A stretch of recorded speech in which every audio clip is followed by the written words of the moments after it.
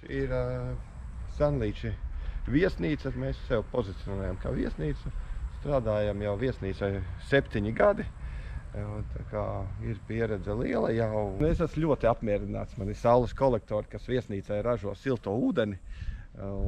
Gan ziemu, gan vasaru.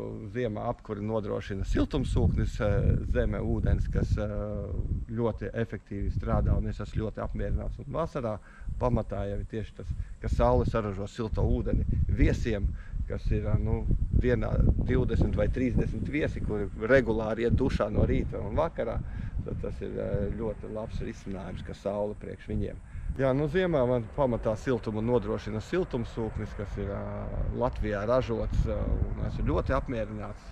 Viņā nav elektrisko teņu, līdz ar to nav iespēja, ka viņš sāks tērēt vairāk elektrību nekā esmu plānojis, bet datorā ir uzstādīta 22 grādu komforta temperatūra, un tas visu vienmēr ir nodrošināts pēdējos 8 gados. Es neesmu satraucies, ka man viesiem būtu viesunamā augsti. Jā, tāds gadījums nav bijis.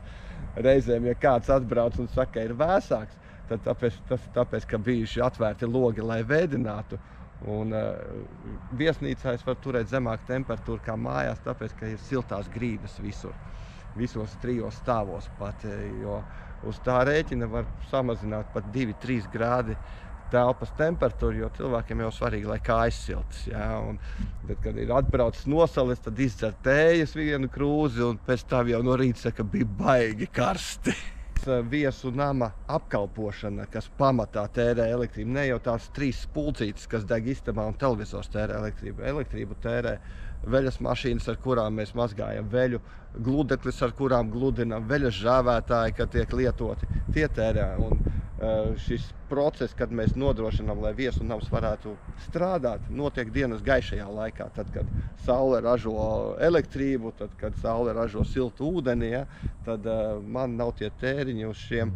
Un ūdens siltais tiek uzkrāts dienas laikā, kuru savukārt var tērēt vakarā un no rīta. Ļoti interesants tas darbs ir, jā, ar viesiem, kuri ir saņēmuši pozitīvas emocijas un brauc priecīgi projām.